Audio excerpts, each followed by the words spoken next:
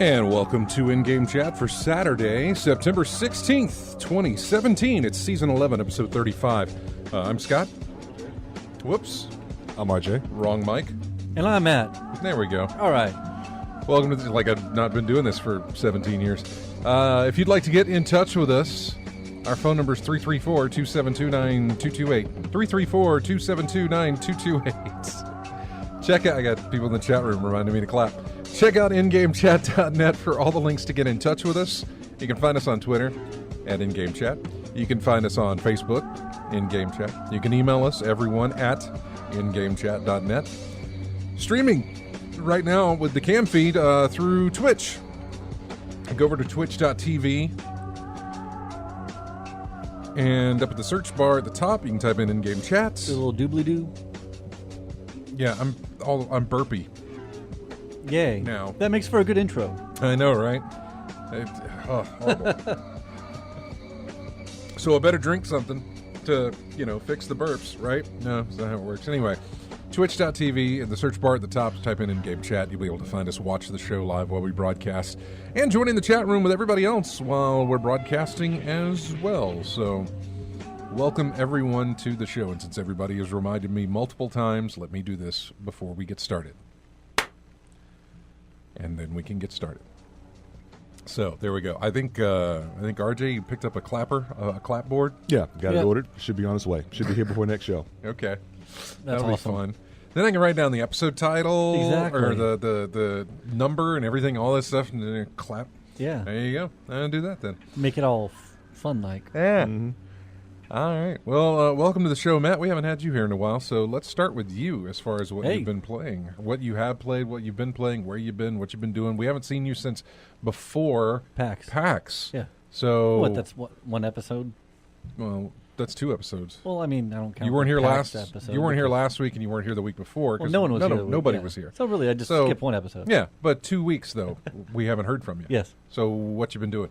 I went here last week. I had family stuff, parents' anniversary, so had to spend time with that. Congrats to him. Yeah, they made it to 50. That's right. You told me Yeah. that. Yeah. But what I've been playing, I got this program on my computer called Voice Attack, and it allows you to basically type in like commands, and then it, when you say the commands in your microphone, it does whatever key buttons that you program it to do. Mm-hmm. So I tried it out first for X-Wing versus TIE Fighter, and I'm like, all right, let's try that. So I'm like programmed in some stuff like red group cover me, attack my target, stuff like that. That sounds familiar. They've had a couple of different like voice command programs. Oh, yeah. I've heard good things about that one, and it was like $10. So I'm like, you know what? I'll try the demo. If it works, great. And you can do one profile in the demo, and then like up to 20 commands. Once you buy it for $10, and you unlimited profiles, unlimited commands. So I tried it, and I'm like, all right, loaded up X-Wing versus TIE Fighter, and I'm flying around. I'm like, all right, red group, attack my target. And they're like, Roger. I'm like, oh, that's kind of cool. So, because like before I'd have to, mess with the keyboard or, map some stuff to my joystick and everything. So I started like typing in more commands, for it to do. And, it was actually a lot of fun. So I've been messing with that a little bit, just, getting back into some old, X-Wing Alliance. Yeah. Mm-hmm. And that still, hammering away on Wildlands with Kevin. Oh yeah, Ghost Recon. Yeah. Having a lot of fun with the Ghost Recon. So he just made it up to the max level cap, which is 30. Now he's working on the tier 1 system with me. So that makes it more challenging. Okay. And then I mean the game itself I think it's a pretty game to begin with. There's so many different environments in the Bolivia that they have. From the salt flats to the desert to jungle to swamps to, like a nice snowy mountain. Snowy mountain. Yeah, they have pretty mean, much every kind of environment that Yeah. you can come up with. So, I mean, it's really neat, the different kind of environments and just some of we're having just so much fun doing this. He has his character look like one of the guys, I want to say, it's not Poncho, but one of the guys from Predator, the movie Predator. Yeah. And so I did mine to look like Jesse Ventura's character of Blaine and everything. So, that's just kind of fun that how we both look like, 2 of the guys from Predator. So, we're running around doing that. I was trying to think, that wouldn't be bad DLC to throw in there just as an offshoot. But then I thought, well, I think that's all in the want to say Warner Brothers, but I want to say the license belongs to 20th? NetherRealm. Oh, for Predator? For video game wise, I think it's because NetherRealm licensed it out for Mortal Kombat XL, I believe, Right. and so they may own. I don't know. I don't know how it's I don't know split if they up. just license or if they own the rights or. Yeah. Yeah. We haven't seen. Because I think it's a 20th century. It's 20th Century Fox, but as far as video games, who had that? AVP. Who did that? Yeah. Well, I think 20th Century Fox did under their, sort of like umbrella was AVP. Not the movie, but the game. Yeah, the game. The game was 20th Yeah. Century Fox. I believe it was because I think I remember seeing the logo for it. Here in the old Alfred. E. Yeah, Newman. but I'm thinking don't know that who was actually just in there for a produced it. cinematic feel. I don't know. Aliens versus Predator game. Yeah. Good. It Not just the comes right movie. up. It knows exactly what I'm looking for when it Yeah, does that. The movie's bad. Developer was Rebellion. Publisher was Oh, yeah. Sega. Oh, okay. Yep. Because Sega also did Alien Isolation. Yeah. Yeah. So I'm guessing maybe the rights belong to Sega. I don't maybe know. it's probably long because that was what year was that? It was 2010. So it's probably long Yeah. over with by now. And I think they were in Colombia, not Bolivia. Regardless, Yeah, some South America. I'm just saying, generic drop 'em South in the- American yeah, country. drop 'em in the But world. in the that would woods. that would be kind of fun, like having or maybe like if someone could mod that. Oh, I'm sure it can be modded, but I doubt you can play it through UPlay. Yeah. AVP was 20th Century Fox. Yeah. Okay. It was, but the video Yeah, game release was. It had 20th Century Fox in the box because obviously that's what that's the property rights and Marketing. everything. But there was also the game, and that was Sega. So I completely forgot about that. What Yeah. else? Really, just those two. Mostly the Wildlands. Mm-hmm. Tooling around a little bit in X-Wing. Like I said before the show, I tried to do a little Tom Clancy's Splinter Cell Conviction, and Which one was that one? 5, the one before Blacklist. Oh, that was the one. Yeah. okay. Sneaky. Now everything shoots. Yeah. When you're in cover, it's black and white, and then when it's going nuts, it's color. Yeah.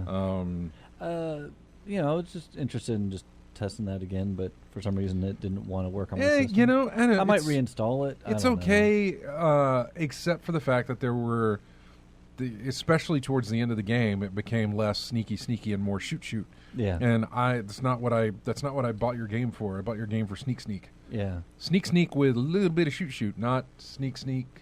And Or, then here's where your you can like sneak around and you can tag the people, and then you do that super quick. here's your you know. forced to shoot type thing, which I don't think there's stealth games that get away with it. Mark of the Ninja is a good one. There's a Okay. lot of little games like this who really stick to the stealth. Invisible Ink. They stick to that stealth. They stick to it.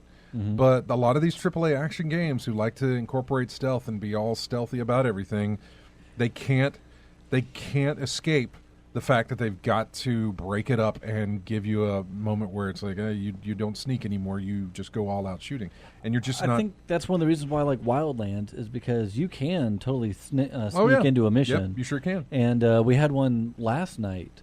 We were going after. We had to the objective was take some pictures of some files, and it was in like one of the enemy's bases. And like as soon as you get like the mission parameters were remain undetected, and those ones are like the challenging ones because you can shoot people, but if anyone like catches whiff of like the gunfire or a dead body, you fail. Got a silencer or anything you can Oh use? yeah, or you have a something like that? silencer, Yeah. but still, some even with the silence, silencer suppressor, it can still Still makes a lot of- register a yeah. little bit of a noise. So the further away, obviously, the better. Right. But they might see the body, or you might miss even. But we're as soon as we were trying to get close to the base, they were detecting us. And so Kevin and I had this idea of like, all right, what if we fly above the base and I'll parachute down into it? And so we started doing that. And I parachute down, I get there, and then someone would notice me. All right, let's start over again. And then eventually I'm like, well, how about if you just land on the roof of of the building? And so we landed on the roof. I snuck down there, quietly, on my belly, just like glowing through this building. Mm-hmm. Took the pictures and like, all right, let's head out. Blacklist did okay with it. As far stuff as, like that is a lot of fun. It's like really tense Yeah. and everything. You're like, oh, okay, just no one noticed me. As far as Splinter Cell is concerned, Blacklist did a good job. The final boss fight, you got to have a boss fight. You can't really be sneak boss fight as far as the final boss fight is concerned. Like Assassin's Creed was good about it. The first one, and maybe even the second one. They were good about, like, just approach this however you want to approach it. You know what? Mm-hmm. Get your intel about where the guy's going to be and if this is the right guy and everything that you need, and then go get him. Then, follow the path of the crowd that walks around him, step out, get the knife kill, and then step back into the crowd and walk away. Yeah. And you're good to go, and that was great. But when it comes down to the boss fight, the mechanics obviously have to change. But and they did for the last one in Blacklist. You were still you weren't so much as being sneak. You were just using cover. Yeah. And you had to use cover to move from cover to get close, and then it turned into a quick time event, and then it would kind of reset, and you'd have to do it again, quick time event, that sort of thing. So it was all right. I hated the way that they did it in Conviction. Conviction was just horrible. Some of the boss fights, and boss fights, because you have different districts or areas of the map, and then they'll have the leader of that that you have to try and take down. And whenever it's a kill this person, I have my drone set up for explosives, and I just fly in there, drone it, and just let them blow up. Yeah, blow them up. Because you can go about it any way you want to. Exactly. Sometimes we'll get the Cobra attack helicopter and just fly over them and just rocket and machine gun it. It's a lot of fun. Did you play anything else? That was it. That's all? I believe so. You're not. You've got a PS4, but I guess you're holding off on Destiny 2 for PC. I am. Okay. Why is that? I want to ask. Just curious. Because I know Kevin's going to be on the PC. James, I believe, will be on PC. Mm-hmm. I'm sure you'll probably get on PC as well. Yeah, I don't know. Now that I'm playing it now, I'm not sure that I'm going to make the jump. I said this. I think I said this last week. I know I said this to Josh, who plays with us on PS4, who's in the chat room, Drunk Degenerates in the chat room. Was that we got done going through the campaign, and I mean we went through early in the campaign together, all the way to the end in one night. I wanted to get knocked out, and we got it done. And by the time it was over with, I sat there thinking, because I was in bed, I was laying in bed playing the game, and I thought, can I really do this? Can I do this like I used to do this, sitting in my computer chair for 6 hours, doing a game like this again? Can I? I don't know. It's yeah. I don't know.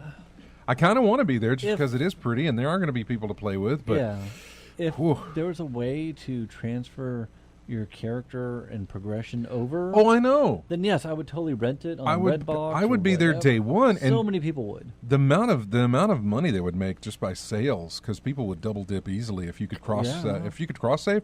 Look, if I could cross save, I'd be on the Xbox One with Sarah. Yeah. When I want to be, because then it doesn't matter what system I play on. I have the world open up to me as far as who I can play with. If your character was on their server and didn't matter whichever system you went to that character, then that would be ideal. I'm not advocating for cross-system play. I am. I understand. Well, no, I would love to, but I know that's just a pipe dream. It's never going to happen. I'm advocating for just a central place that my character and everything, my progress is saved. Yeah, not local. Have it so that I can pull it from any machine that I play on. Yes. So if I play on Xbox One, I can pull that guy over from the PS4, have all my progress intact, and go from there. If I play on PC, I can pull it from the PS4, the Xbox One, and have my progress set and go from there. I would love that. I would love for them to make that announcement, at least for the PC. They can't make Sony and Microsoft work together at all. But I know they've made Sony and the PC work together, and I know they've made Microsoft and the PC work together, obviously. So if they can just make that work together, there would be no question that I would be there day one with everybody. And you would have a lot of stuff. In fact, I'd save one of my alt slots to start with on the PC. Yeah. So that I could run through it with you guys. Well, luckily you said that people in the clan have been getting loot and everything. Yeah. So when I do start up, I should have some loot, I guess. You'll have loot. I would hold off on getting it until you've broken, and probably you have to. I think you'll have to hold off on getting it until you've until you finish the campaign. Yeah, beat the story first before you pick all that stuff up. Well, think about it though. If you think about story wise, he can't go and pick it up because there is no place for him to go and pick it up until you finish the story. How long's the story? Yeah, not long. It's really not long. Okay. It's, the Like story I said, is he not just long. he can do it in a Josh did day? in one day. Yeah. And Yeah. me sporadically as I've played it, I did it in 2 days, two nights of play, and I got through it. Josh in the chat room says 265 is where you start grabbing that stuff. He's exactly right. Do you start at 0 light level? You Or- started at a level of 100. Oh, so you have to level up 165. Yeah. That's not bad. You say that. It's incremental. It is extremely incremental. Really? Oh my God, is it? Yeah, it's going to take a minute. I'm currently at like 260. Well, no, I crossed over into 270 just last night because I got another piece of leg gear that I could take I had a 280 exotic and I had a 270 exotic, and the next lowest on my gear on my feet was 248, and so switching that out so I could wear my 280 made absolutely no difference whatsoever. So I had to wait until I found a pair of boots that were higher than 240 or something. So I got a pair of 265 boots, moved those over, took my exotics off there, and put my exotic chest piece on, and that along with a bunch of weapons that I had gotten from just playing the game knocked me up to 270. As he's at 270 now, I haven't been playing as often as he has, and I'm at 235. Okay. So it doesn't take too long to get where you want to be. Yeah, everything at the end of the game when you have to go turn in all this stuff, if some of it you have to do, and if you really just want more of the world to open up to you, some of it you have to do. Like if you want a sparrow, you need to go and talk to the people who are going to give you a sparrow. I didn't get the indication to go talk to her to get my sparrow until I had talked to some other character, I believe. And then he indicated, I think so-and-so's got something for you or something like that. Yeah, someone said Amanda has something for you. Right, yeah. Are they as the sparrow as I don't want to say useless, but as Oh, you need it bad. Oh, well, okay? You're going to wish you had it. I mean, it's not that I thought they were as a Titan. Yeah, you really want. not that. Oh, as they any were- character, man. You I just really wish they were want. weaponized. I've only played with the Titan, and I'm just saying, it doesn't even matter. matter, man, because they all move the same, and you do not get a sparrow until you hit 20. Really? Yeah, you don't get a sparrow until you finish the story. So there's a lot of places where it's like, hey, we're going to put you here. You need to go way the hell over there. Start hoofing it. Yeah. There would be things like, because me and Josh would be playing, and of course we'd run into public events that we wanted to do. Of course, he had his sparrows, and he could book it on over there, and I was just like trucking. If sparrows were weaponized, that would be so much fun. Yeah, We've had some. It would be well, like the pikes. the pikes. You Of got to course. snap those. There's extra. See, but have them like as fast because I don't think the pikes are as fast as they're sparrows. pretty close. Yeah. But like it'd be like imagine like you could have like like Return of the Jedi like indoor level of just like zipping around shooting each other. They've would be designed they at least the ones that I remembered that I picked up when I had the choice. I get to pick 3. They're designing them a little bit like speeder bikes. See, that would be They're designing them just a little bit. They got the 2 prongs at the front. yeah. They're Just put a gun on just that a little bit. and give me some trees to run into and I'd be happy. But no, there's significant quality of life changes that you'll see whenever you get around to playing this game, and there's a lot of which part of me loves to praise, and then part of me is like, why are we praising something that should have been in there in the first place? It's the old random fact that I used to do in the morning, which was we sent people to the moon before we put luggage on Wheels. put wheels on luggage. Yeah. And it makes me wonder, like, wait a second, why didn't we have this to begin with? Yeah. In the first one, in the first, I'll tell you, playing this now and looking back at the first game, it really feels like, they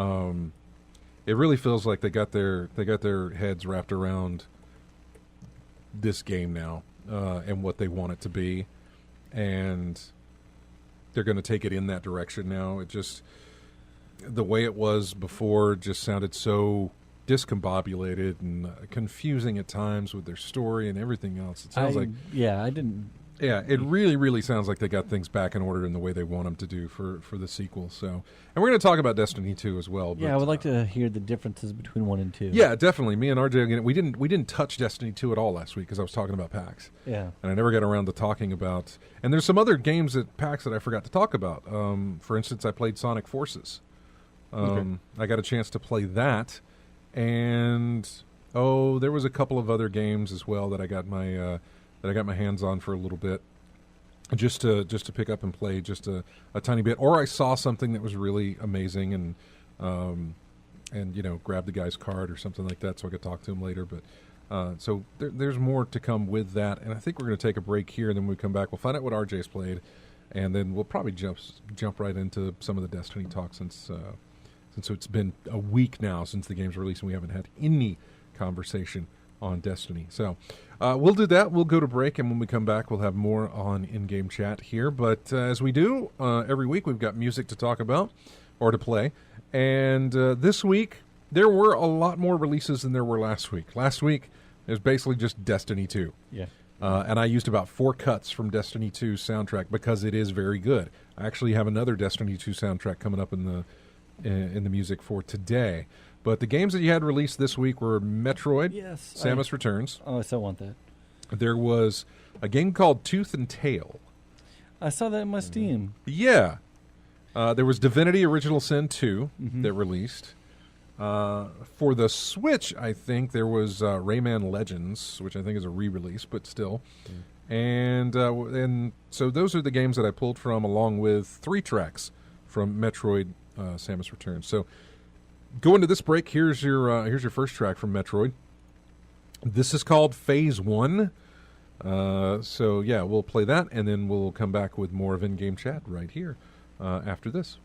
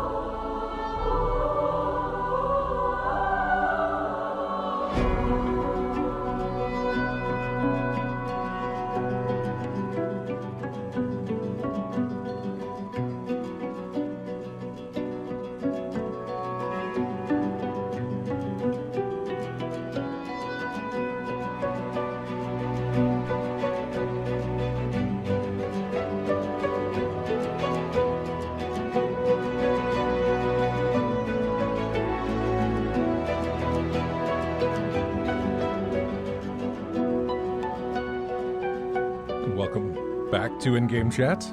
I'm Scott along with RJ and Matt. This is music from Divinity Original Sin 2. I never played the first one, but it got a lot of good word of mouth, and I did play the second one only to the extent that I went through the character creation screen, built a character, and I think I played just a little bit of it. I don't know if it's up my alley or not, but the music sure is good. I'm enjoying the music for it. So, welcome back to the show. RJ, what have you played recently? Outside of Destiny, what have you played? Nothing. Good, because I'm in the same boat. The only other thing, hey, you put it like that. That's fine. It, yeah. Before the show, I always bring my iPad up here with me because if I got some extra time, I'll sit there and continue to play my House of Da Vinci, and I am still playing House of Da Vinci. So this does not feel like a room cash grab situation where it's just like, let's make a few puzzles, put them in there, and people will buy it. Yeah. They actually really fleshed this thing out and have put in a good amount of puzzles into that game. So again, my recommendation, if anybody liked games like The Room on your iOS device or your tablet or whatever, then House of Da Vinci is the next one you should be looking at. Very, very well done. So, that being said, let's talk Destiny 2. Just looking over some of the news that we had last Sunday, Destiny 2 had hit 1.2 million concurrent players. Wow. Which is really good. Also, they had the top console launch. What was it? Let's see what this says. The headline reads a little strange, but let me see. Destiny 2 has top console launch week of the year. Okay. Destiny launched in 2014. Activision proclaimed the game's success, saying it had sold in 500 million in copies of the game to retailers and platform holders. With last week's launch of the sequel, the publisher skipped revenue specifics and touted a number of other achievements. They really haven't released any kind of numbers here, just other achievements for the game. Destiny 2's digital sales for the launch week surpassed those of the original game.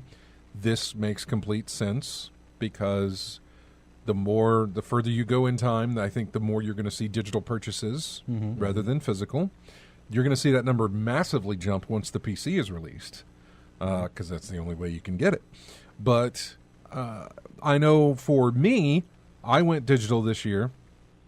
I double dipped, but I went digital because I originally had bought the first game and I had it as a disc, and then there was a sale one year.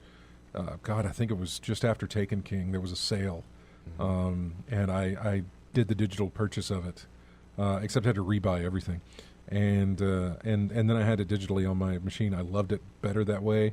Keep some other disc in there and play another game while I had Destiny as a digital thing to just jump to without having to get up and change things out. So I went digital with it this year. So that's I'm to blame for some of that. Physical sales appear to be another story. In the UK, at least, launch week retail sales of Destiny 2 were less than half those of the original game. Destiny 2 is off to a strong start as the number one console gaming launch week of the year to date. With the PC version yet to ship, Destiny 2 sets the stage for being one of the biggest video game entertainment events of the year. Ha, says Call of Duty. That's cute.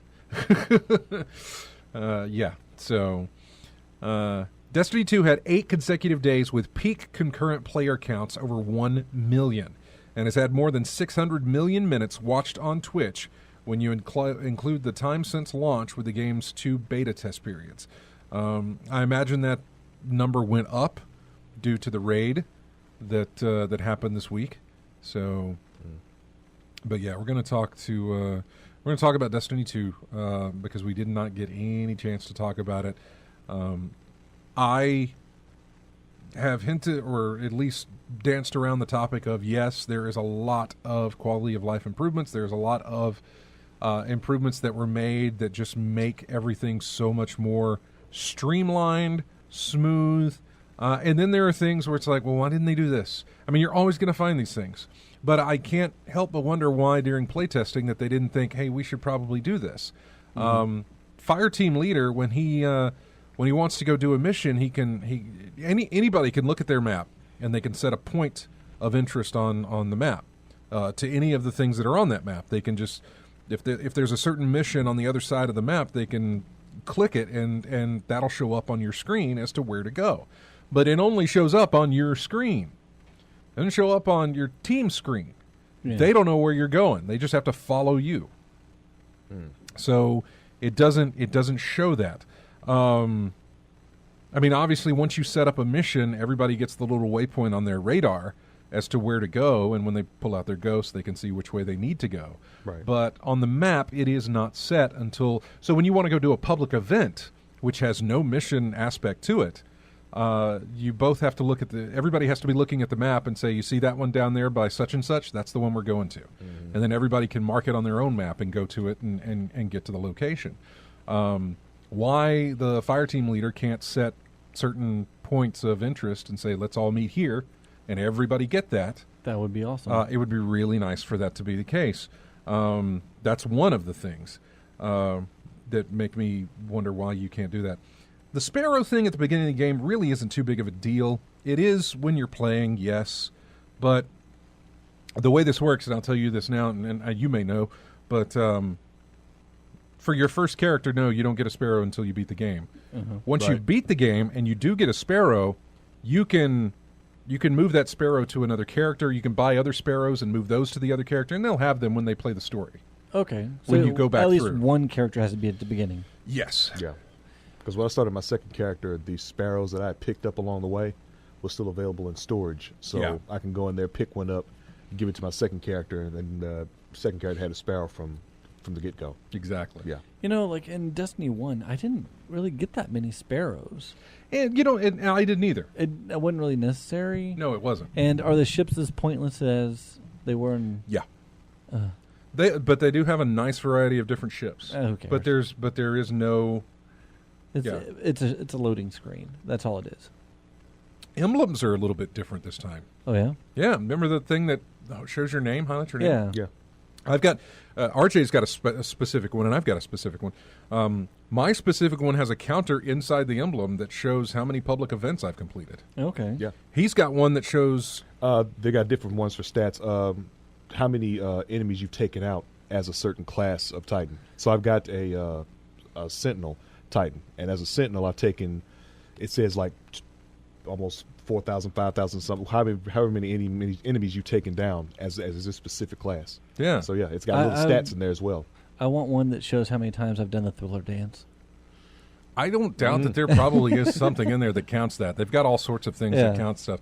I know there's one that gives you your KD ratio. Okay. That would be embarrassing. I don't want that posted out for everyone to see. But it's something for you to track. I like it because I'm looking at there. I'm like, I've done 50 or 60 public events now, Yeah.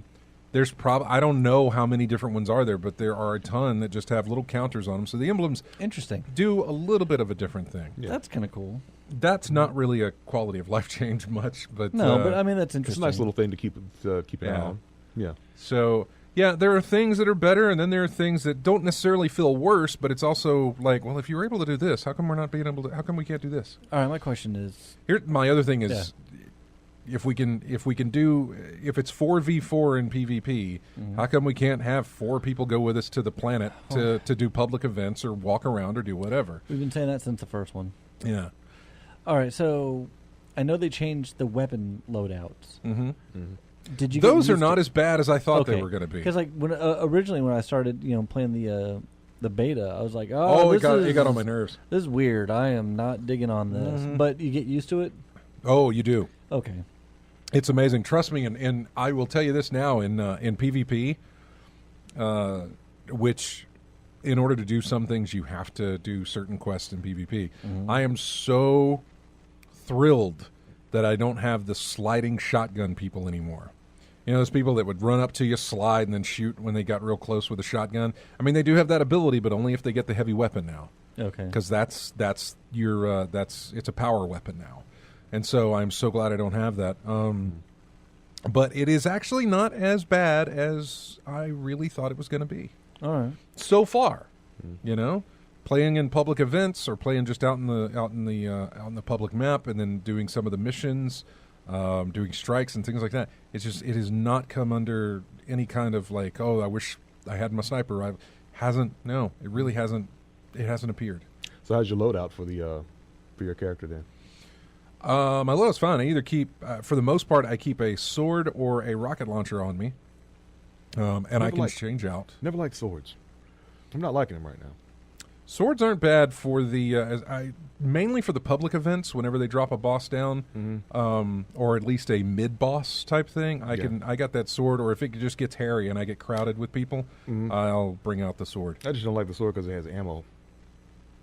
I mean, every swing costs a round, However, you can be without that and still swing your sword. but it won't be as effective. It's or, effective in the PvP because there was Okay, somebody PvP. walking around with a sword early in the match, like killing people with it, and I thought, how is this? Why is he using it? And apparently, no, your sword. You can use your sword without ammo, so what's and the it's point not of just ammo? and it's not just the hilt like it used to be. It's still an actual sword. So Okay. if that's the case, what's the point of ammo then? See that? Now it's confusing. Now it's confusing. I don't know, man. I'm sure ammo you probably get more damage, but even without it, it seems to work pretty well. So, but yeah, that's my loadout. Like I said, I usually keep. Depends on what does the best damage. I'm walking around with usually a scout rifle. Oh, okay. Pulse Josh was, rifle. Yeah, I saw that. With ammo, you can block. Ah, Okay. All right. I usually like to block with my head. yeah. Block with your face, things Yeah, like that. Yeah. that works really well for the other guy. Yeah. It's something about the loadout I had. It was just a decision I was making with, first of all, scout rifle for my kinetic slot. Yeah. Mhm. The thing that always bothered me was having different types of weapon in my energy slot because the ammo count would change. I would lose a significant amount of ammo with switching between different types of weapons. So I wanted to have like all one type across the board in my energy slot and power weapons as well.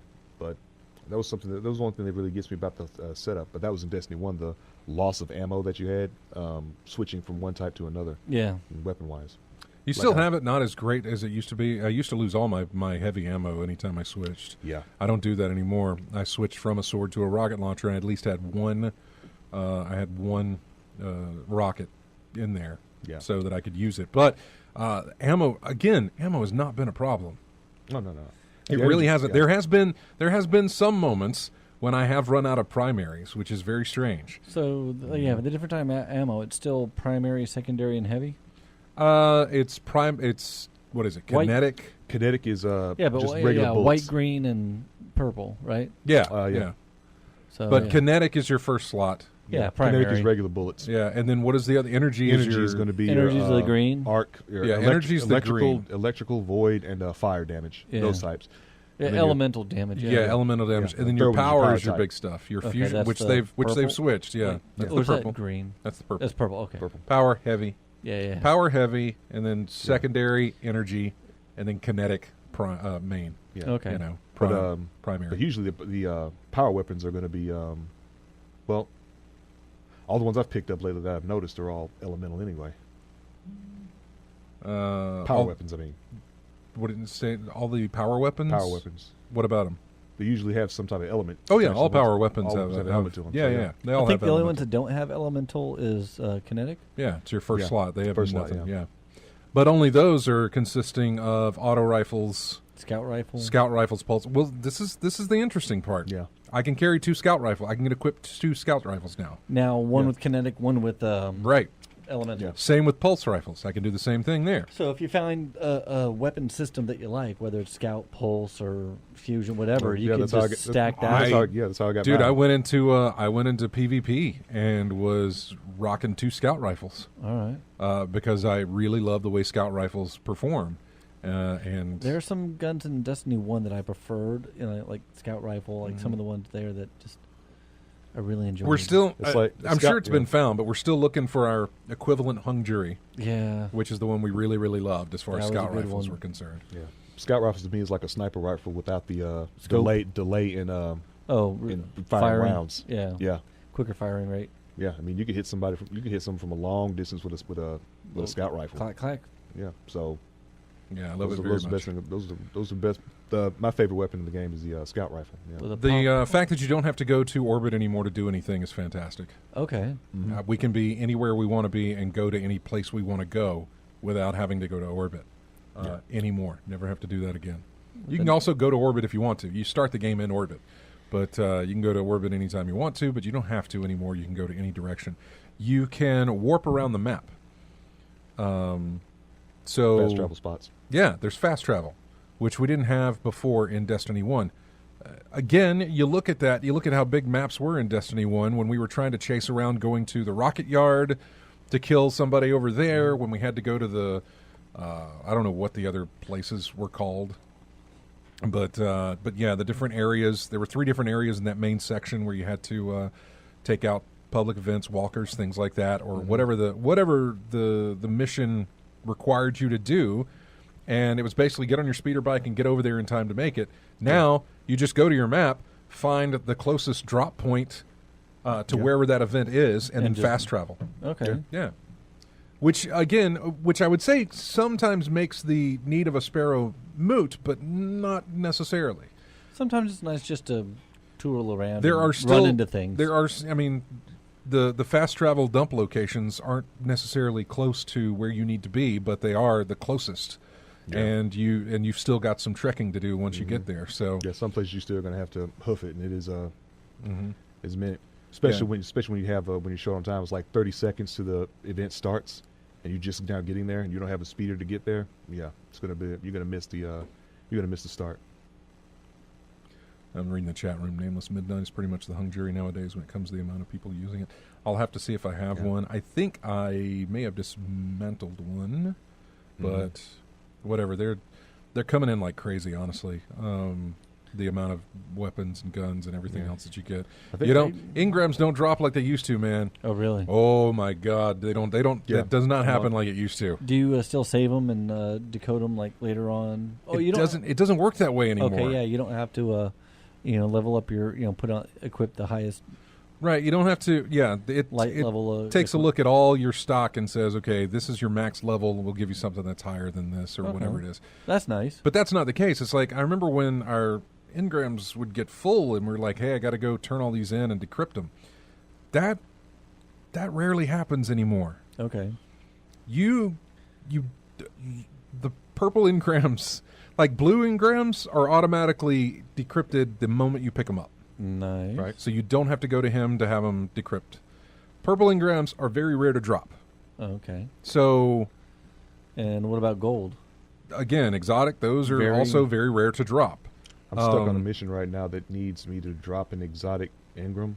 It's been a minute since I've done that. Purples are now like rewards for things that you do. Not necessarily things that just happen. Occasionally you'll kill an enemy and get a purple. Get a something? Yeah. Occasionally that'll happen. Not always. But once you finish, I was doing a Crucible mission for Shaxx, and once I had done everything that I need to do, which was basically kill 100 people in multiplayer, I hate those. Wasn't as bad, dude. It really wasn't as bad. It took me maybe, my percentage was going up at about 10 per match. Now, if I could die 100 times in multiplayer, I would have that perfectly. Same here. That's more my speed. But like once I had gotten done, he got a purple engram for me. Okay. So I picked it up, and I think it automatically decrypts once you pick it up from the vendor people. Yeah, some it automatically decrypts. So you got to take to the stuff that doesn't automatically decrypt is the ones you pick up out in the wild. Yeah. Which again that just doesn't always happen. Mm-hmm. So I mean, it's really changed in the way things work now. You earn tokens whenever you're doing almost anything, and you turn those into the vendors. And once you have a certain amount, they'll give you purple stuff. Yeah. And by the way, you can check your gunsmith materials, because I messed around and had like 170 something gunsmith materials. Didn't even realize that. Yeah, you take them to the gunsmith. Yeah, you don't use those you don't use those for any kind of crafting or anything anymore. You don't use those as barter. Yeah, it just said consumable, and I didn't understand why. Yeah. It said turning gunsmith materials to up your reputation with the gunsmith. I'm like, oh, let me turn all these in and see what I can get. I got a bunch of engrams out of it. The glimmer that you earn is massive. It starts to roll in. Like right now, I'm at 9999 plus. For glimmer? For glimmer. Yeah. Yeah. I mean, maxed out. There is no cap that we know of. It just, the number on the screen hits 9999, maybe another 9, and then plus. 5 nines and a plus. Yeah. So there is no cap on how much glimmer you can have, which means you can just, I don't know. The way the economy in the game works now is not based on glimmer, or it's not based on materials anymore, like armor materials and things like that, and gun parts and stuff. Yeah. That's all stuff you turn into vendors to get more stuff with. Mm-hmm. Feel a sneeze coming on. Hang on. Nice little preludes you get from the factions of all the planets you go to see what you can possibly get when you turn these emblems in. And like you said, it is easy to get it is easy to get these emblems because they're just pretty much everywhere. You can pick them up from random loot chests or events or things like that. They're all over the place. So it doesn't take long before you'll have a bunch enough to turn into public events show up on the map now, and they also tell you how much time they have until they start. Right. So no more do you need to go to that public events website. Okay. I think it was destinypublicevents.com or something, and you have to, maybe it would be happening, maybe it wouldn't. Nope, that's no longer a thing anymore. In my case, sometimes you'll run into them in an accident. You'll take out somebody who is just too close for comfort, and all of a sudden it says, "Hey, you're joining the public event." Mm-hmm. So yeah. See, I need to play as much as I can when it comes out because on the PC. Because once Battlefront 2 comes out, I know that's going to get my attention. Yeah. Good Lord, man. That's what, 2 weeks? Yeah, I know. That's not very long. I know. You can max out one character at least in that time. Mm. Okay, Destiny, which, fun, or, it's me. Come on, Star Wars. I get it. I know. Mm-hmm. But, again, that goes to the case of... I'm just debating on which system to get the Battlefront on. Probably PS4. Now, why is that? Just because you don't have people to play with on PC? That and, once Nate ever gives me, my PSVR, I could... Your PSVR? Yeah, I'm going to say that. It's supposed to be bringing back my PSVR. His PSVR, apparently. But, they haven't announced anything for that. I think that I thought that they did. No. They haven't announced any VR aspect. They will.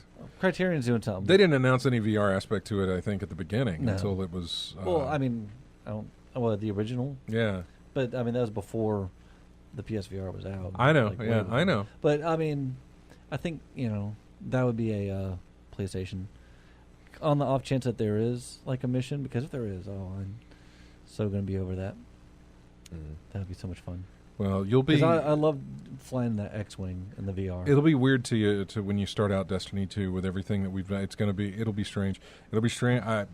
James has already played it because he rented it for Xbox One and played it. Lethal Migraine says he's not a fan of VR, but I'm telling you, man, being inside that cockpit of an X-Wing and looking around like that's what sold me. It really did. He's right, though. VR may not die, but it's never going to become... No, it's not going to... It's never really going to become anything more than... I would say gimmick? I would almost say gimmick, but... But, slightly above a gimmick.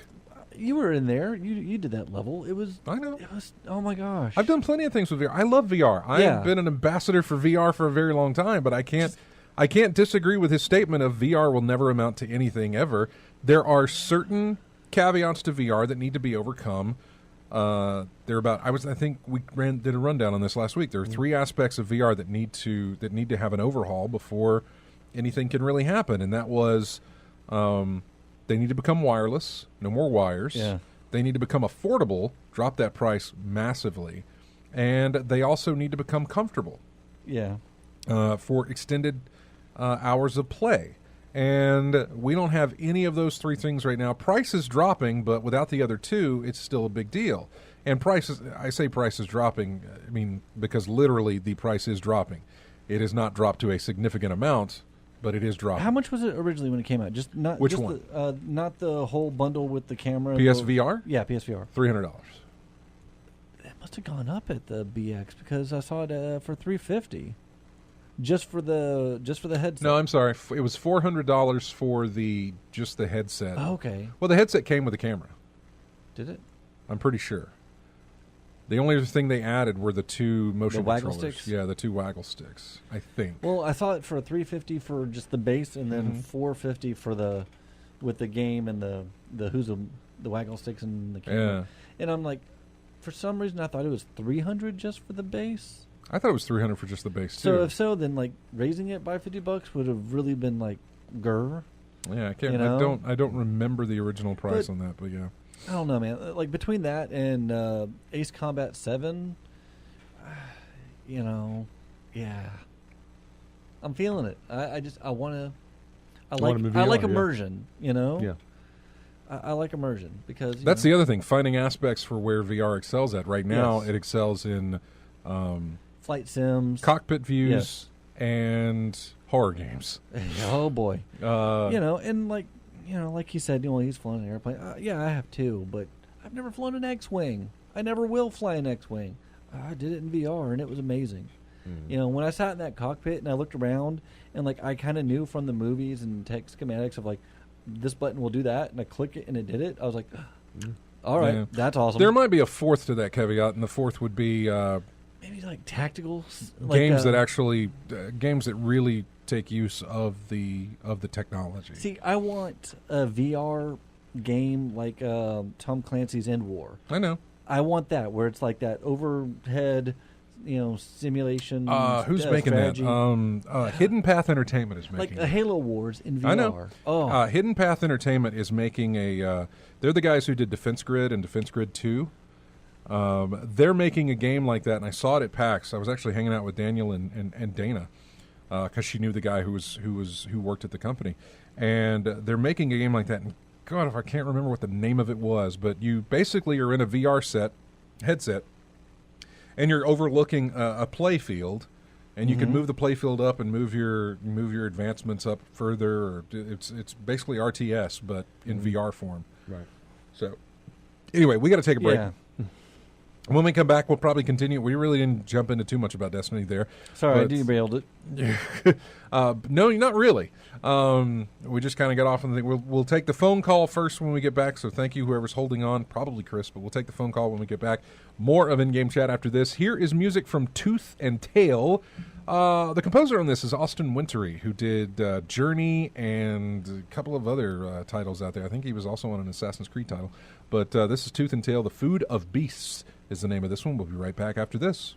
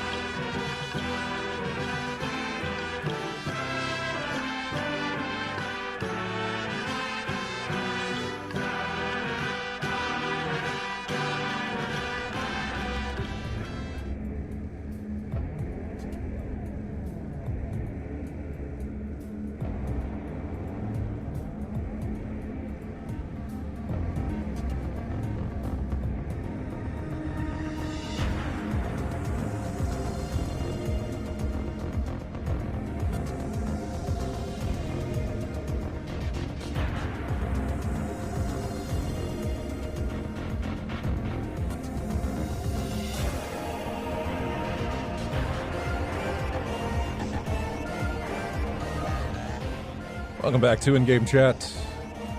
That is music from Metroid: Samus Returns. It's called the track of that. The track for that is called "The Surface of SR388," which I'm sure is lore filled, but I haven't played the game yet, so I don't know. Did you ever play Metroid 2? The original Game Boy? No. Because it's just a remake. I've talked about these. The Metroid games that I played is Metroid and then Metroid Super Prime. Oh, you didn't even do Super I never Metroid? did Super Metroid. No, I know. You need to play that. Well, I've got it in a couple of different How many forms. different... Yeah, no, Exactly. that's one of the best. So, yeah, I know. On the list to do. Let's go to the phones. He's been waiting for a very long time. Bo, thank you for waiting. Hey, no problem. I got to say, of course, first. Mm-hmm. First, yes, first. Yeah, you are the first caller today. Exactly. Yep. I wanted to kind of put in my 2 cents worth. Okay. Yeah, you go don't ahead. On 2 cents worth of on what? Well, on the virtual reality. Yeah, go ahead.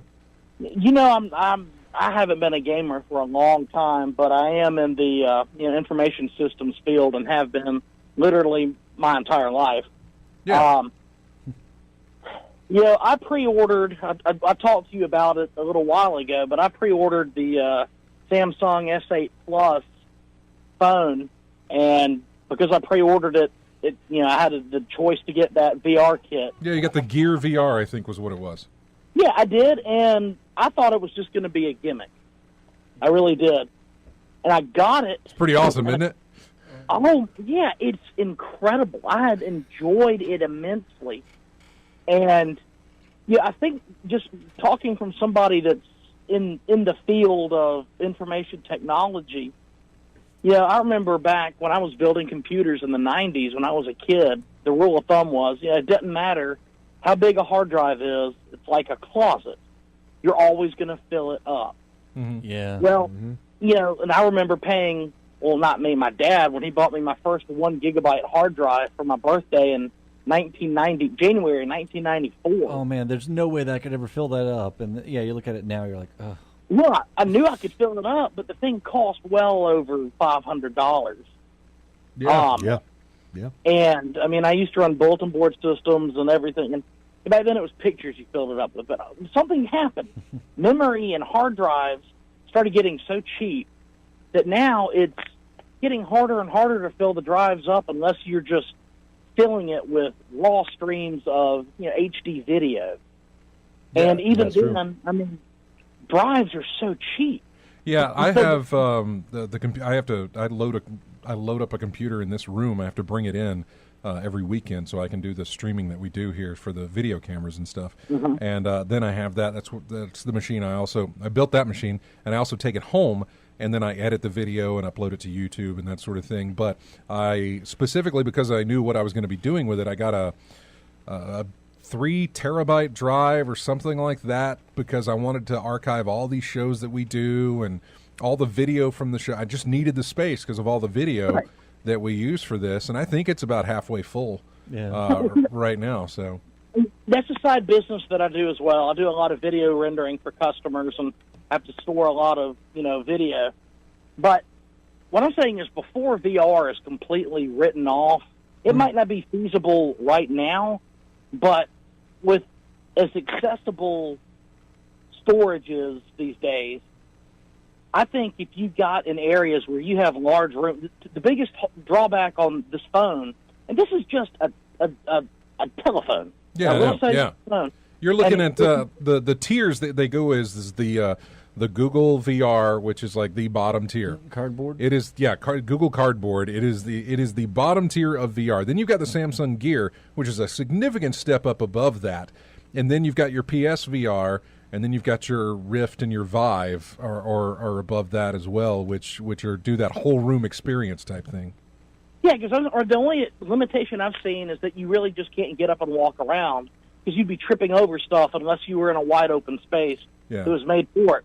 But I'm thinking, as time keeps going, I don't think it's just going to be a gimmick. I think it's going to build on to the next step. And hell, I don't know if it will happen in our lifetime or anything, but the days of the Star Trek holodecks would be the ultimate, pinnacle of achievement for this being the foundation for that. One day, that's a long way off probably, but I think it's more than a gimmick. I mean, they've been working on this and playing with this for decades, and now as storage has gotten so much easier, you're seeing it start to happen. I remember the first time I experienced anything that was remotely amountable to VR, and that was the Game Boy thing. No, it wasn't the Game Boy thing. Gosh. It was this setup that was in Diamond Gems. Yeah, over in the mall a long time ago, Montgomery Mall. Like 3 polygonal dragon that you fight. Yes, you had to stand in this thing and then wear this massive helmet. And you look around, you're like, oh my gosh, I feel like I'm in Lawnmower Man. And everything, it was very Lawnmower Manish. Everything was very polygonal, sharp edges. It was very rudimentary, but it was still one of these things where you had this freedom to look in 360 degrees. I sort of equate that to the original Star Wars arcade game, how it was the old vector graphic, line and everything. Compare that to where we are now. Yeah, I know. Yeah. You have because I remember that I did that same thing, and you had the little gun that fired the really slow bullet. It was really hard. Yeah, it was terrible, but it was also expensive to play. I think it was $10 just to play it. Yeah, at the time it was interesting. Led up to where we are now, and like I said, I'm not a gamer. I haven't been in many years. You can always change that. Well, it's money, and then I don't. I think my wife appreciates the fact that I don't do a lot of gaming, but I do. So information systems is my life. Your games are spreadsheets. So, do what now? Your games are spreadsheets. Excel. Well, no, it's more than that. But yeah, you made me think of the Weird Al song from '99, all about the opinion. Is the king of the spreadsheets. Got them printed out as my bed sheet. Yeah. But no, I don't think it's something that should just be dismissed as a gimmick. I think we're going to see it continue to evolve and stick around. I mean, it hadn't disappeared yet. It's got to evolve in that direction, though. If it wants mass public appeal, it's got to evolve in the direction of ease of use, affordability, and they got to remove the wires at some point. The wires will probably be the last thing to go, because I imagine if you remove the wires, you're going to drive up the cost of the machine. Plus, you might have to get the technology to transfer data. Actually, if you remove the wires, you're going to drive up the cost and probably drive up the uncomfortability of the headset. So wires will probably be last. When I'm doing the VR on my phone, there's no wires there. It's just a headset. Right, but the other versions of VR that I'm talking about, the Vive types. Yeah, the Vive, the Rift, and the PSVR that have a lot of game capabilities to it and are trying to appeal to that mass audience. I think yours is good for I don't know. I have never used a Gear. 360? I've never used a Gear. I have no idea, honestly. Man, I'm welcome to. You're welcome to use mine. We can get together sometime, and I'll let you take a quick demo of it. It's nothing to it. Yeah, I'm curious as to what all the applications there are for that. Like if there. But again, you're talking about games that can't be run on computers. Yeah, they're not. You're not running a game that's. But here's the deal. I know a lot of that's limited to processing power to a degree, but I think some of it's data. And as wireless technologies are getting better, and the throughput on wireless is getting better, that's not going to be, as long as the data stream is active and non-interrupted, that's going to eliminate the need of the wires there, and then it would just be, battery and power consumption issues. Mm-hmm. And that's, hell, look how long your phone lasts. And your phone is not, let's face it, the cell phone is not, I commented on this on your thing about the iPhone the other day. Cellular phone, usually the least used function on it is a phone. It's just an extremely portable computer is all it is that can make and receive phone calls. Right. Yeah. The phone aspect is the last thing that. In fact, they never cover the phone aspect when they're talking about the specs of a phone. Mm-hmm. They never covered that. Well, what technology increases have we had? And it makes a phone call. It makes a phone calls now has become that's the lowest point on the selling thing. It's like, what else does it do? Does it make phone calls? Yes, it does. How clear that they never go into the technology of the phone call because that just doesn't change. But the technology packed into that phone has changed significantly. And remember how much? Remember when I got my first bag phone? I used to have to keep a record every time I hung up the phone. I have to look at the timer and look at how many minutes I used because I had like 100 minutes. In 1998. Yeah, I remember. And then moved it to 300. And now the minutes would roll over. I don't think they would even roll. Not in 1998. Not with Cellular One. Yeah, and now you can't. Yeah. Every plan you get, I don't think you can get a plan that's not unlimited minutes. But text and data, that's where they get you. The phone's just not. I don't know. I hate talking on the phone anyway, except for when I'm calling into the radio. Pretty much. It's the only way you can. But yeah, I get what you're saying on the phone. But the VR thing, like I said, I know you can do it on your phone, and I know that you're impressed with what you're seeing on your phone. I would love to show you some of the things that can be done outside of what the phone's capabilities are, as far as as far as gaming and demoing. Tilt Brush alone is amazing, and that is painting and drawing in 3D, which is fantastic to do with a VR headset on. So, I'd love to see what you've got, and I'd love to show you what else it can do and where it's going to go with that aspect, but only if they're, again, I've been in VR on the PlayStation because there was a game attached to it. I think it was a Batman game. You played as Batman. I've been in there for a good solid hour and a half to maybe 2 hours, and coming out of that thing was rough because my eyes needed adjusting, and you get fatigue a lot quicker than you do anything else as far as where gaming is concerned. Yeah.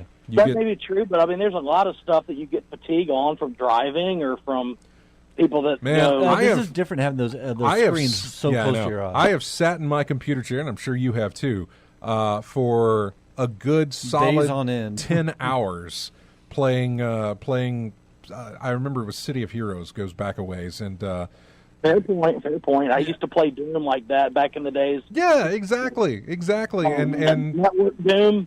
Yep. Over gosh, we used to do it over dial-up connections when you could do 4 players at once. Because I still maintain I can beat anybody in the game of Doom or Doom 2, and that's about where I quit really gaming. When Quake came out, I lost interest. I think I was in 11th or 12th grade. Oh man, I was in college when Quake came out, and we used to have our entire dorm was hooked up together playing that game. Yeah. We'd use the NetBUI protocol in I remember that. Windows, and we'd still play. We'd do Doom.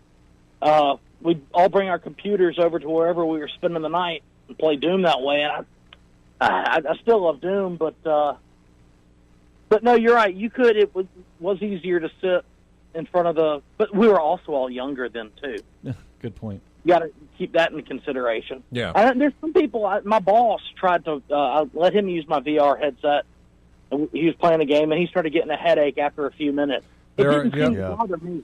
Yeah, it doesn't bother me. It's different for different people to experience it and see what happens. Some people get the motion sickness. Some people get the headache, and so there's just different aspects to the effects that it has on each individual as they play it. Bo, we want to thank you for the call, man. Oh, no problem. Thanks for taking it. All right, man. We gotta have a great one. Have a good one. Hey, you too. Bye bye. Bye bye. Hey, you're on. Oh, who's Chris? This is Chris. Hey, Chris, you're on In-Game Chat. What's going on, y'all? Hey, just got done talking to Bo about some VR. What's on your mind today? Not too much. Just been playing some more games. Of course, last week I just got into the Ark Survival Evolved. I got the collector's edition of that on PlayStation 4. And then, on Monday, since we were off because of the bad weather from the Irma, I got my collector's edition of YS8 in, too. Okay. Mm-hmm. I've been playing YS ever since. That's a Japanese game of some kind. Yeah, it's a JRPG. Yeah, it's a role-playing game, or it's pronounced E. Yeah, that is so far out of my league, but I'm glad somebody's getting enjoyment out of it. So what came with the limited edition on that one, Chris?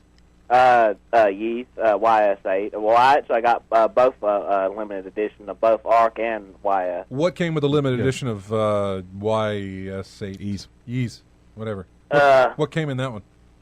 I'll have to probably post a picture of it, but it came with a soundtrack, a color book, a art book, and all kind of different stuff. A steel book included, a soundtrack. It came with a whole bunch of stuff in there. And it's in a little small package. It's the smallest collector's edition I've probably ever seen, and how much stuff they got in there is kind of amazing. What was in the collector's edition of Ark? That had a soundtrack as well, a pendant, something else, and they had a book that had the diagrams of all the different dinosaurs and creatures, and told you, if you could tame them or not. But it was leather bound. I think it's probably fake leather, but it looks like you really tanned the hide of leather from some animal or something. But that was pretty neat too. Okay. Mm-hmm. Cool. There you go, Scott. You got that steel book. Yeah, I know. Steelbook's really the reason. That was one of the reasons I was getting the way I was going about getting Destiny 2 was because I got to have the Steelbook. I got the Steelbook from the first one. I got to have it for the second one. And now that I have it, I don't need it. So, I don't need it for anything else. I've got that one. So when I buy PC, I don't have to buy anything that's got a Steelbook or anything with it. Right. I do straight digital. I'm sure I'm going to get it on PC. I don't want to commit right now. It's going to be tough, man, because there's so much coming out that day that it releases. No. There's a lot coming out that day. That week itself. Yeah. There's a lot. Yeah. So And I have no idea what Bungie plans to do that week it releases for the console players. I would hope they wouldn't do much to deter sales, or to deter gameplay. If they start up Iron Banner or something that week, I don't know. But something that the PC players won't be able to get in on because they're just starting out. So, who knows? Hey, Chris, thanks for calling, man. We appreciate hearing from you every week. All right, y'all have a good one. Take I'll care. see you later. Okay, so we didn't get to talk about Destiny in this break, or Destiny 2 again in this break, but I will hit some of the quick hits on the news this week. What was it? Reggie Fils-Aimé said, "Hey, don't be spending more than $80 for this Super Nintendo Classic." Yeah. He was very, very adamant about, look, you should not be paying more than $80. If you make enough where people can just buy it. He's pretty confident in the fact that they are going to. You may not get it at launch, but they're pretty confident in the fact that they're going to be enough for everybody. But there's going to be a significantly more of them produced than there was for the NES Classic. And then a couple of days later, they announced, look, we're going to start making the NES Classic again. Yeah, reissuing that. I really think the more they do of this, the more of this collector-itis, resell-itis, whatever it is, that is going around with these mini things, is going to die down. Do you think they'll do eventually a N64? If they do, I think it stops there. Yeah. Too bad, because the GameCube would be awesome. I don't think they'd do that. Yeah, but, I think it the stops thing with the N64 is like, I still don't. I hate. That's my least favorite controller of all time. I don't know what they would do. I don't know. I don't know if they would or not. That's a good question. I'm not sure. I'm not sure where they'll go with it if they go into the N64 territory. They still could. It's cartridge based, so the games were limited on size, or not. Maybe not limited on size, but I know that when they went to GameCube, they moved to discs. Yeah. Even though it's very small discs, they still moved to a disc-based system. Which that doesn't stop anybody. I know people who have emulators for the PlayStation, the original PlayStation, and have all the games that are for that on hard drives and stuff. So I know the way in which the game was delivered didn't really matter in these cases, but I know for Nintendo and Super Nintendo, relatively small sizes, file sizes for the games, that they can put them on something like a Raspberry Pi and that sort of thing. So have a RetroPie going or something. Yeah, which is exactly what they got going on, but just in a nice little form factor. Yeah, I'm not as worried. I'm hoping that I get the one that I ordered from the UK because I like the design on that one. It is nice, and I hope I get and I've already pre-ordered the one here that they're going to release in the States. I really just want those two, and then the others I'll either cancel the pre-orders on those or I'll get them and I'll sell them off or whatever.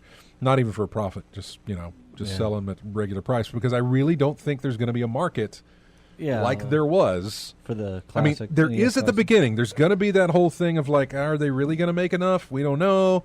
I really think there will be, and I don't think it's going to be the hot eBay item that it currently is. I think that'll come down. So we'll see. Yeah. I don't know. What else did we have in there? Bruce Straley left Naughty Dog. That was somewhat surprising, and then a lot of people kind of saw it coming because they just hadn't heard from him in a very long time. He had gone quiet for a long time after the release of Uncharted 4. Yeah. And I think the last time we actually saw Bruce was when he was on stage playing Uncharted 4 at an E3 event, and then that was it. Was that the one where the controller stopped working? Yes, it was, yeah. Or was Neil doing that? Neil may have been doing that demonstration. I forget. I know Bruce did the demonstration for Last of Us, but yeah, Bruce just kind of just took a hiatus for it. Now he's actually leaving Naughty Dog. Do you know where he's going? He has not announced where he was going. I did learn when I was at PAX. I was walking around with Daniel, who actually works over at Bungie, and I had mentioned Amy's name to him. Saying that she was here last year, and I got to hang out with her for a bit. And he said, and we were talking about where she had ended up and where she went. And he had said that they must have paid a really lot. They got her for a lot of money because apparently Bungie tried to either Bungie or Activision tried to lure her over to their side, and she didn't go for it. Interesting. And so whatever they were paying her over at Visceral and EA was a massive amount of money compared to. Really looking forward to her game. I know. So much. A lot of people are. Yeah. And we still haven't gotten very much information on it. No. There's another E3 that went by without any word Yeah. about her game. They're too busy focusing on Battlefront. What else? I thought it was strange. The Nintendo Direct that happened this past week showed off Doom and Wolf 2 as coming to the Switch. Yeah. That was strange to me. Those don't seem like games you play on a Nintendo console. But boom, there they are. I think they were at one time. I think you could play Doom maybe or what? Wasn't Doom? Could you? Doom was on the SNES, wasn't it? Or was that Wolf? The original Doom? I can't remember. The original Doom was, I think, Doom 64. Right. Yeah. Yeah. Okay. I'm looking here at the platforms. Mm-hmm. Super Nintendo was on Doom. Yeah. Oh, Super Nintendo? Mm-hmm. But I think they did have a Doom 64. It doesn't show me as there being a... Wait a second. There's a lot. Sega Genesis, Game Boy Advance. The thing's on calculators. You can I put it know. on Texas Instrument. It does not show N64. Really? Yeah, for No. Doom. Okay. It does not show the N64. It shows the Amiga. It shows the Jaguar. It shows the 32X and the 3DO. Hell, it shows Commodore 64. It does not show the N64. Yeah, well, maybe it's Doom. Maybe that was the thing. Maybe it was Doom 64. Yeah. Maybe that counts The as a Super different Nintendo title. had the FX chip in it. Yeah, maybe that was the different title then. Yeah, Yeah. that must have been it. So yeah, I mean, they've been there before, but it just seems like Nintendo took a turn at some point to where they wouldn't have games like that on there, and now they do. But Yeah. I'm speaking of just trying to remember, because now other games are coming to mind. Like Bayonetta 2 was a game that we never thought that Nintendo would own the exclusivity to, Right. and especially with what they let go on in that game, for the way Nintendo handles themselves as a company and what they release and what they put out there. And then it's like, here's Bayonetta 2, here's a woman's butt, and here's and all the other stuff they had there. And then there was Mad World for Wii. Yeah.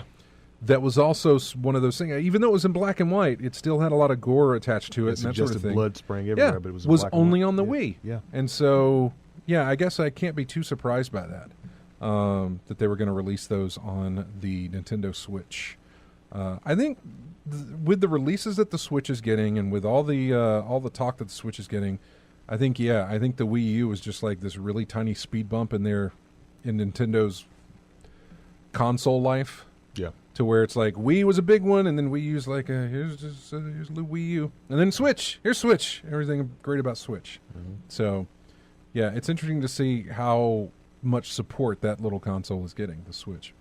So, all right, we got to take another break. When we come back, we will talk more about Destiny 2 maybe, since we really just touched on a little bit. We wanted to talk about the clan stuff that they implemented,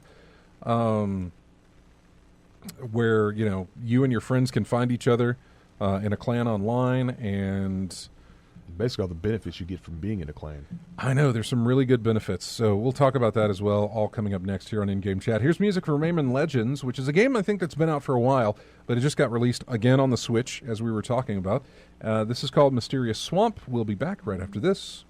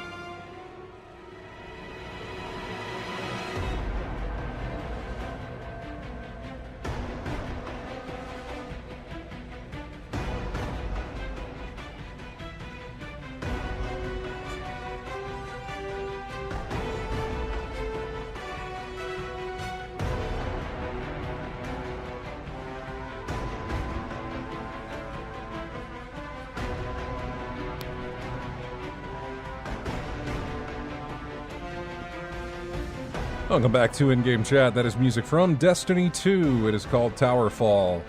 And that's another thing that is improved with Destiny is the soundtrack. Falling Towers? No, the soundtrack for Destiny 2 is fantastic. I will notice it when I'm just walking around a planet or whatever. I'll start hearing the music come in. I'm like, this is really good. And they do so many different styles, and they vary it up. I was on the planet where the Vex inhabit, which used to be, Venus in the first one? That's the robotic alien-like things. Yeah. And this digital type sound of music started playing through. It wasn't orchestral. It was all digitized. It was very synthesized. It was very Tron-esque and that sort of thing. I thought, this is a really good touch. Appropriate. Yeah, really, really good. So let's go to the phones now. Multile is calling in all the way from Ireland. Ahoy, hoy. Ahoy, hoy, indeed. Hello. How's it going, man?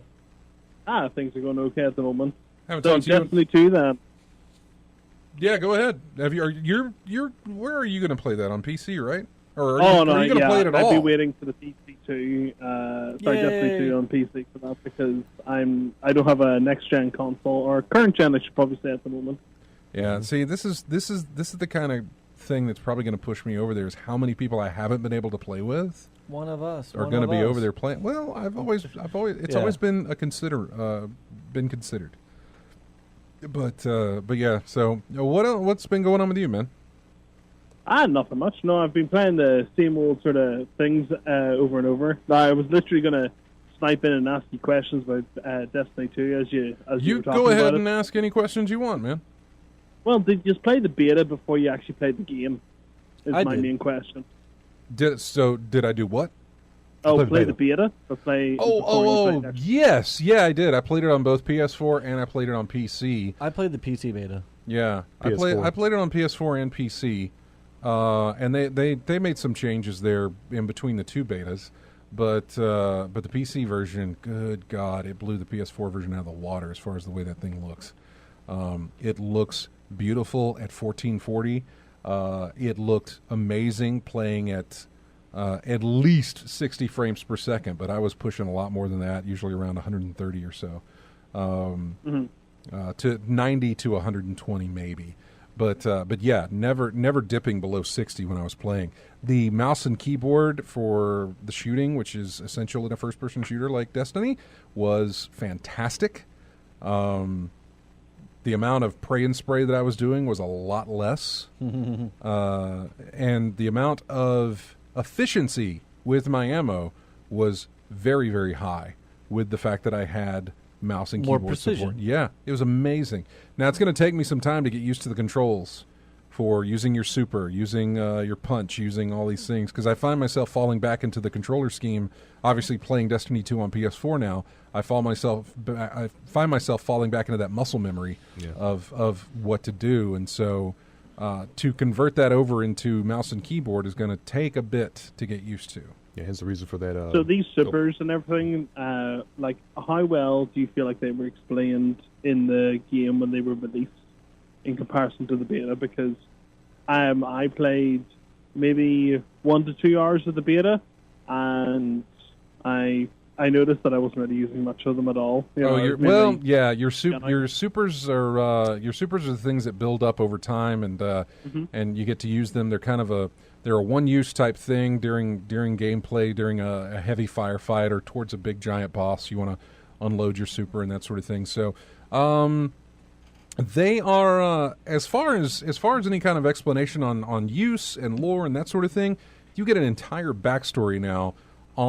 You play a story to gain your powers. Okay, yeah. Yeah, there's a story related to your brand new power that you have, and then as you play, you'll pick up these tokens that talk about an ancient power from the past. And when you access those, you have to do certain things, but when those become available to you, then you go back and you play this short little single-player campaign that gives you this backstory of previous Guardians that have used this power, and then you come into the power yourself, and then they allow you to use it. So each of the powers has this backstory with it and has a section for you to use it with, so you can understand what it does and that sort of thing. So, as far as use during gameplay, I honestly don't use them that much, with the exception of when things become a little bit hairy. I don't really pop them out that much. But the interesting thing, does it feel like more like the super weapons you had in like Doom or something, where you're like, oh no, hold off until the boss. No, actually, this boss is too hard. I'll hold off until the next thing, and then you realize you haven't really used it. That happened. I'll tell you one thing. In Destiny 1, that happened a lot as I was playing a warlock, because in a raid, whenever a warlock came into play and wanted to do a raid, that was the guy who used his super to revive himself once he died. They were the only ones who had that ability. Yeah. That when they died, if their super was full when they died, they could activate it and come back to life. So you'd hold on to that. And so you would hold on to that just in case the team needed it to keep a raid going. Yourself. Yeah, so that you wouldn't all wipe. And so I found a lot of times not using my super during a raid. Or sometimes using it a lot. Sometimes using it a lot, I guess. But for the most part, I really never had to. But it was just it was a safety precaution, which is why you brought the Warlock along on your raid or your strike or whatever, or the Nightfall or whatever you're doing. Bring the Warlock, because he can keep us from doing a full wipe. Boss battles usually most of the time I use it, or to protect the group if you're in a public event. Yeah, because it depends on... You got an offensive... As a Titan, you have an offensive and a defensive type of super move now for the same class. It all depends on the super that you... It all depends on the class that you use and what supers come with that class as to how you use it, and maybe even how often you use it. Yeah. The public events are an interesting thing because, again, they're marked on the map now, and so when you get to when you get to an area that's going to have a public event, you'll see a flag. And as you approach the flag... You'll get the button to rally at the flag. Rally around the flag. Yeah, rally around the flag is the button. And if you press the button when you're at the flag, it fills all of your stuff. It fills up your super. It fills up your grenades. It fills up all your powers. It fills it up. Nice. So what's actually entailed in in these public settings? Is it kind of like you go through a bit of a level and then you get to a boss, or is it like a boss comes down, or in the public settings? Yeah.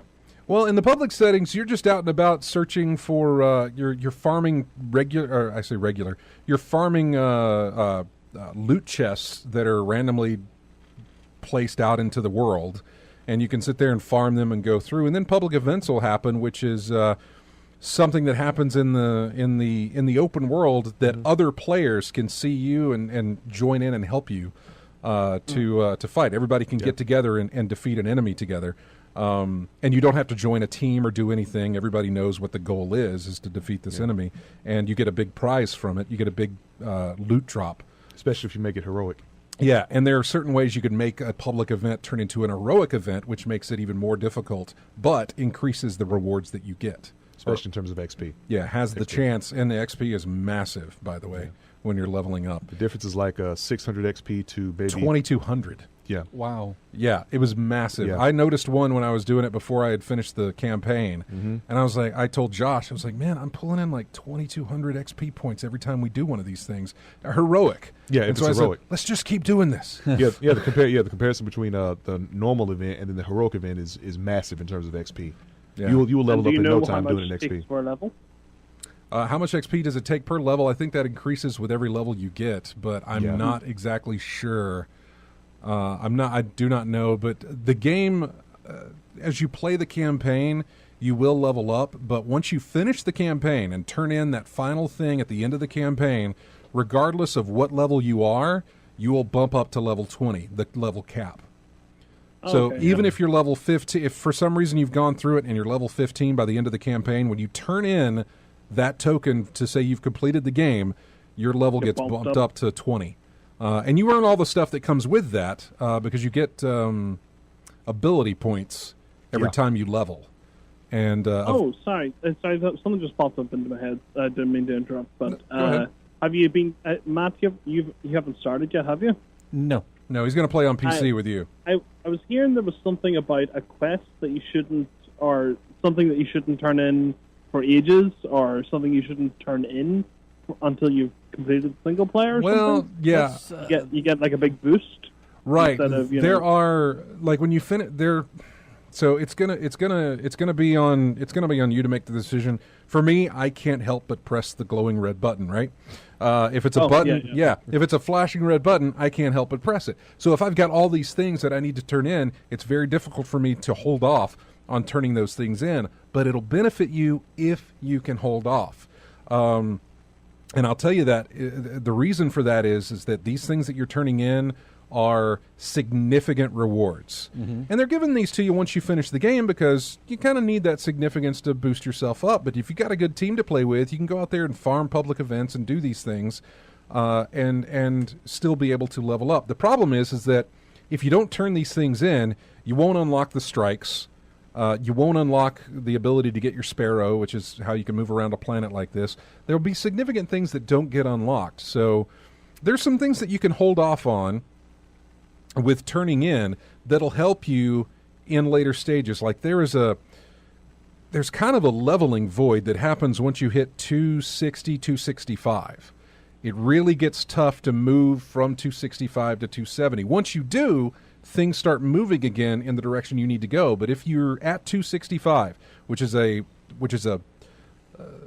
what's the term? It's when a lot of people lose momentum in leveling. Plateau? Yeah, it's a plateau at 265. Peaked. If you can hold off on that stuff until 265 and turn it in, you will rocket past into the 270s and easily skip that plateau by holding off on turning those things in. But yeah, so.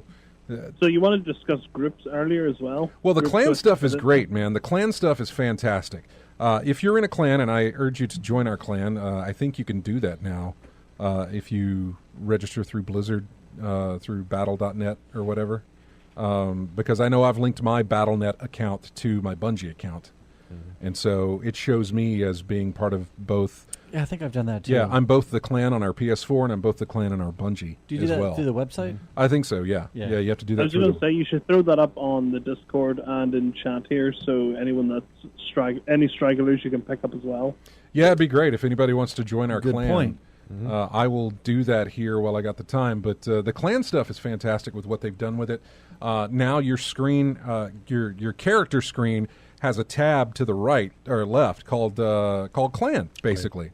And so you click over there and you can see the status of your clan, how much you guys have made clan progress together.